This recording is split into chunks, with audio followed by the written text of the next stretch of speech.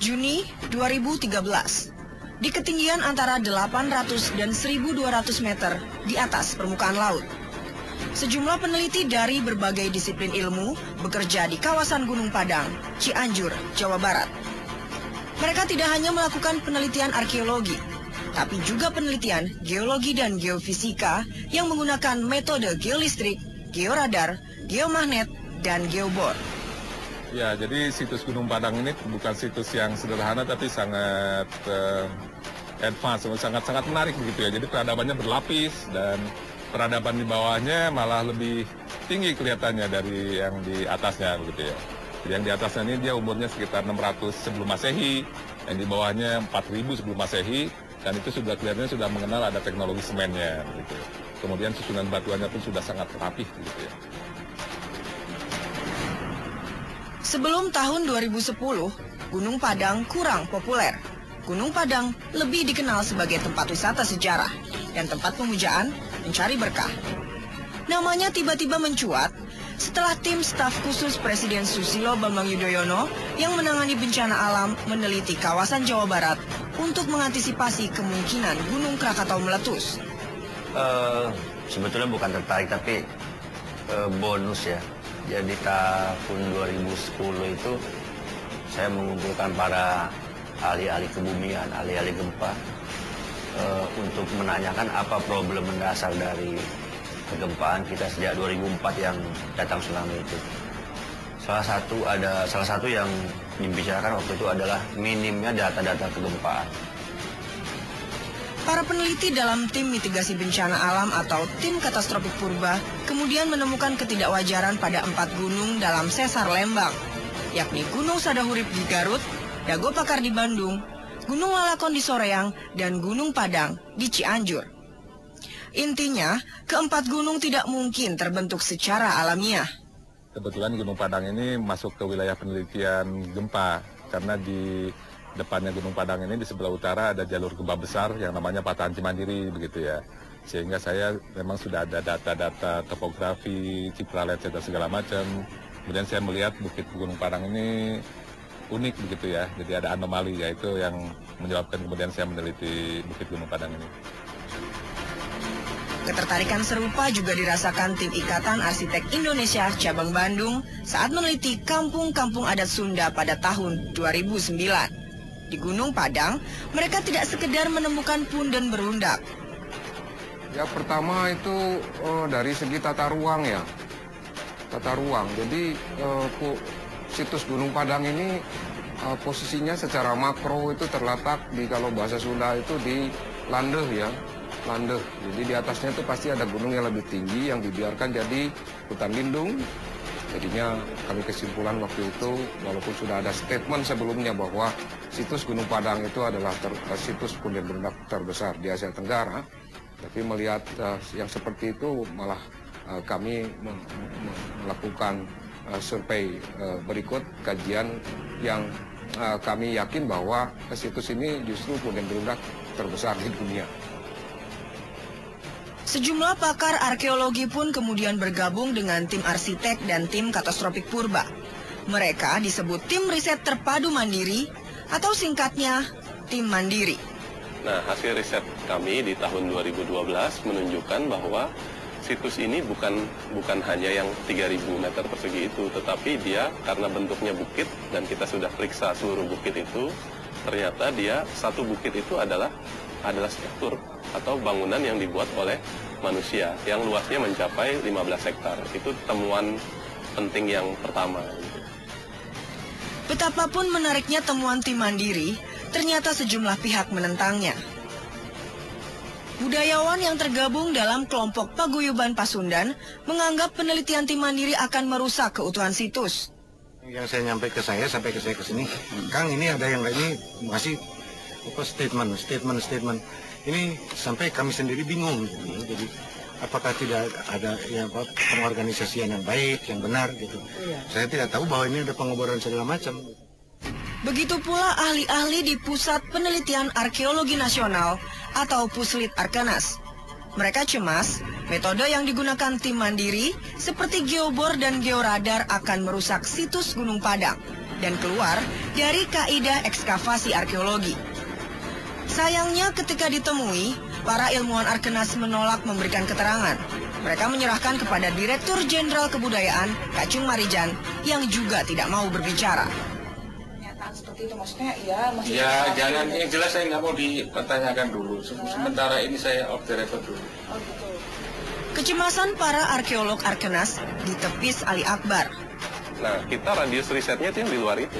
Dan itu tidak merusak gitu ya. Kenapa? Karena kita didampingi oleh ahli biologi gitu. Kita lihat dia periksa dulu gitu ya. Flora faunanya seperti apa, terus kemudian ada ahli hidrologi, dia periksa dulu kondisi air permukaan bagaimana, di bawah bagaimana gitu ya. Terus ada ahli biologi, kelerengan seperti apa gitu. Itu bahkan boleh dikatakan ya mungkin ini yang riset yang sangat detail dan sangat hati-hati gitu ya. Jadi sebelum ekskavasi sudah kita minta rekomen para ahli itu dulu. Namun tetap saja penolakan datang. Forum Pelestari Gunung Padang membuat petisi menolak hasil penelitian tim mandiri. Mereka pun meminta Presiden SBY menghentikan riset tim mandiri. Tapi Presiden menolak. Bahkan, usai menerima laporan tim mandiri pada awal Agustus 2013, Susilo Bambang Yudhoyono memerintahkan tim mandiri untuk melanjutkan riset dan melaporkan hasilnya sehabis Lebaran. Presiden Susilo Bambang Yudhoyono sudah menginstruksikan kepada semua pihak yang terlibat dalam penelitian situs Gunung Padang untuk segera bekerja sama dan menyelesaikan penelitian. Namun hingga sejauh ini aktivitas penelitian yang terlihat di situs Gunung Padang hanya dilakukan oleh tim terpadu riset mandiri dan Badan Pelestarian Cagar Budaya Serang. Hingga pertengahan Juli ini, aktivitas penelitian dari tim Pusat Arkeologi Nasional tidak terlihat.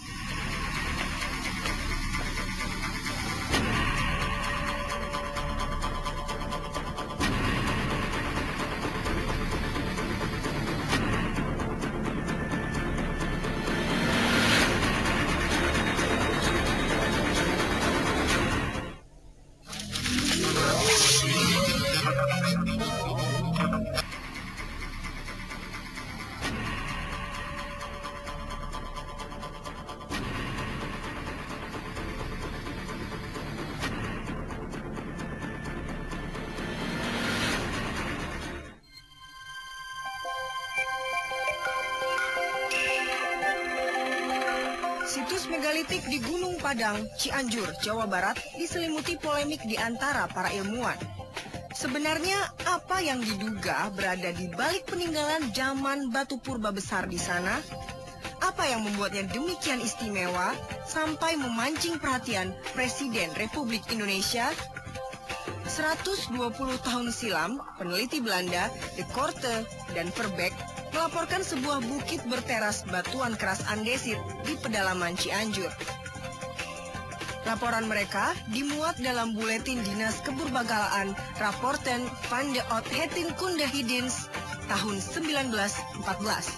Sejarawan Belanda N.J. Krom sempat mengutipnya pada 1949. 30 tahun kemudian, Pusat Penelitian Arkeologi Nasional atau Arkenas mulai meneliti Gunung Padang sebagai punden berundak, tempat pemujaan penganut Sunda Wiwitan, agama asli orang Jawa Barat. Sekitar tahun 2010, sejumlah ahli geologi, arkeologi, teknik sipil, dan arsitektur yang belakangan tergabung dalam tim mandiri menelitinya lebih jauh. Berbagai dugaan baru yang mencengangkan bermunculan. Atas ini tidak diragukan lagi yang di atas ini Yang situs Gunung Padangnya sendiri bagian paling atas itu jelas man-made. Artinya berdasarkan atau bahan-bahan yang berasal dari batuan kolom-kolom ini, mereka bikin bangunan di atas. Masalahnya adalah apakah bangunan di atas ini yang man-made ini menerus sampai ke lereng ini. Dan dari carbon dating kita tahu ada umur 400 sebelum Masehi, yaitu yang layer pertama yang ada terasering ini. Nah, terus di dalamnya lagi kita juga nemu pasir yang di dalamnya itu umurnya sekitar 8.000, 11.000, kemudian di bawahnya lagi kita punya carbon dating yang 23.000. Dan ini kita lagi ngebor di situ, itu carbon datingnya menunjukkan 4.700 sebelum Masehi. Lebih tua dari piramida. Piramida Mesir 3.000 kan, ini 4.700. Jadi itu aja sudah something. Selain usianya yang amat tua, dari sisi arsitektur, Gunung Padang tergolong istimewa. Ya, jadi Gunung Padang ini original ya, arsitektur Indonesia, belum ada pengaruh dari luar. Kampung-kampung adat sekalipun yang kami lihat selama ini juga banyak sekali pengaruh budaya luar ya, kayak gitu. Seperti kampung adat Betawi kayak gitu, budaya dari Cina sudah masuk. Apalagi candi-candi kan sudah pengaruh dari agama-agama pembawa tempat ritual itu, seperti Hindu, Buddha, kayak gitu. Jadi gaya-gaya itu dari luar masuk ke ranah kita. Kalau Punden Berundak ini betul-betul tidak ada pengaruh dari luar dan betul-betul itu asli arsitektur Indonesia. Sketsa arsitektur Gunung Padang pun dibuat dengan referensi penguatan struktur tanah piramida purba Machu Picchu di Peru yang usianya ratusan tahun lebih muda. Sketsa arsitektur menunjukkan Gunung Padang tidak hanya terdiri dari 5 teras, tapi berupa bangunan dan kompleks yang lebih luas dan canggih untuk zaman purba. Jadi hasil carbon dating kami menemukan adanya indikasi ya 16.000 juga ada, 16.000 sebelum Masehi, 10.000 sebelum Masehi gitu ya. Tetapi saya hanya akan bicara mengenai yang 500 saja, 500 sebelum Masehi gitu ya. Itu bukti-buktinya sangat jelas, sudah di carbon dating gitu ya, kebatan gitu ya, strukturnya juga terlihat luas gitu ya. Nah, yang 500 sebelum Masehi itu artinya apa? Artinya dia 1000 tahun lebih tua dari Candi Borobudur.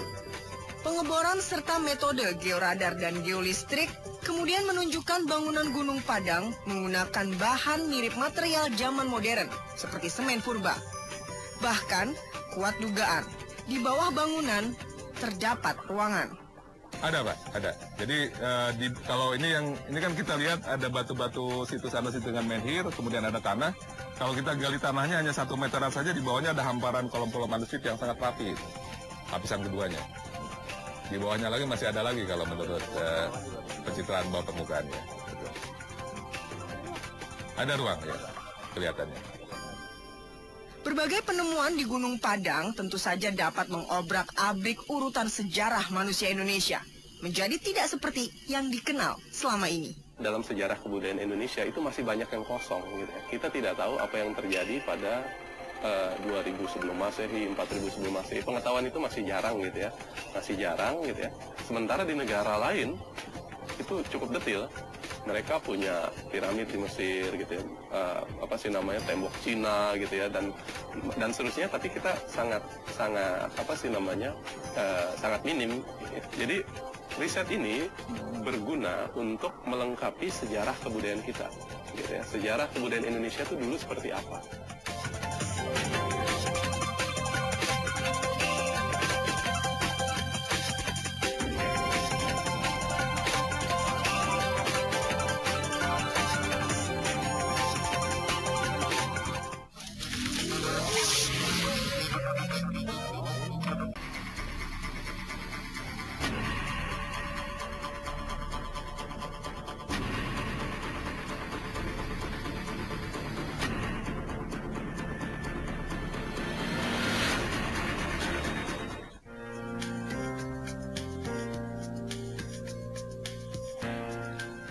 Meski berpolemik, Presiden Yudhoyono memerintahkan tim mandiri untuk meneruskan penelitian di Gunung Padang. Sejumlah penemuan yang berpotensi mengubah urutan riwayat Nusantara bermunculan. Namun, sejumlah persoalan juga masih membayangi. Salah satu persoalan yang dihadapi tim Mandiri adalah besarnya biaya penelitian Gunung Padang. Kalau dari skalanya tim Mandiri ya, kalau dari skala tim Mandiri yang skala yang selama ini kita lakukan ya mungkin misalnya untuk pengeboran 10 juta gitu. Pengeboran di 2 tempat mungkin sekitar ya, 100 juta lah. Kemudian untuk arkeologi juga segitu. Kemudian untuk geofisika, geologi juga segitu. Diperkirakan, biaya yang sudah dikeluarkan para peneliti tim Mandiri mencapai bilangan miliar rupiah. Belum termasuk pengeluaran rutin. Yang rutin dari tim arsitektur sih 4 orang Pak ya, tidak banyak. Berapa kali ekspedisi? Nggak kehitung ya, nggak kehitung lah. Tapi paling sedikitnya sebulan sekali ke sana. Ya ini biaya BM aja, biaya masing-masing Pak, biaya sendiri gitu artinya. Jadi tidak ada manfaatkan dana dari luar dan pemerintah begitu, kita betul-betul kita riset mandiri. Selama ini kita banting-bantingan lah ya. Peneliti ini juga kan peneliti-peneliti yang sudah bukan peneliti kemarin sore. Peneliti kita ini peneliti yang sudah bertaraf internasional juga. Beberapa peneliti yang saya kira juga sudah settle. Peneliti yang menginginkan bahwa peradaban kita itu mereka curiga bahwa tidak seprimitif yang kita duga sebetulnya nenek moyang kita itu. Mereka ini coba untuk mengeluarkan apa saja yang mereka punya. Biaya yang diperlukan kemudian, baik untuk penelitian maupun pemugaran gunung, diperkirakan bakal meroket. Mengingat proses serupa yang dilakukan pada situs lain, seperti misalnya Candi Borobudur. Persoalannya, urusan dana bukan sekedar perkara jumlahnya berapa. Nah, ini kan soal tahap kecepatan bekerja aja. Karena tadi birokrasi kita perlu tahu ya, birokrasi itu memang tidak cepat. Kita mengajukan anggaran untuk tahun depan, kita harus mulai 6 bulan sebelumnya. Terkuaknya misteri riwayat Gunung Padang bukan hanya diharapkan para peneliti tim Mandiri, masyarakat Cianjur juga. Tentu dengan alasan yang lebih terkait persoalan masa kini. Artinya ketika bicara cagar budaya, situs Gunung Padang itu harus kita lindungi, kita lestarikan sesuai dengan Undang-Undang Cagar Budaya Nomor 11 Tahun 2010. Namun dengan demikian, ketika ada ekspos, kemudian informasi baik melalui media, internet dan sebagainya, orang di luar Cianjur bahkan ke luar negeri jadi tahu Gunung Padang. Masalahnya, sudah sesiap apa warga Gunung Padang menyambut turis?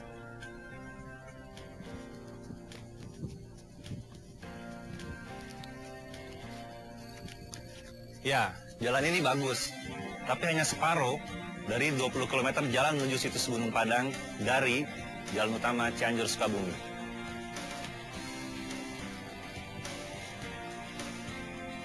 Seminim apapun persiapan yang telah dilakukan, terbukanya situs Gunung Padang sebagai kawasan wisata sekelas Borobudur adalah harapan yang dinanti-nanti warga di sana. Dengan membloknya pengunjung, otomatis masyarakat yang nganggur sini bisa berjualan, Pak. Seperti itu, berjualan, membuat cindera mata, kemasan.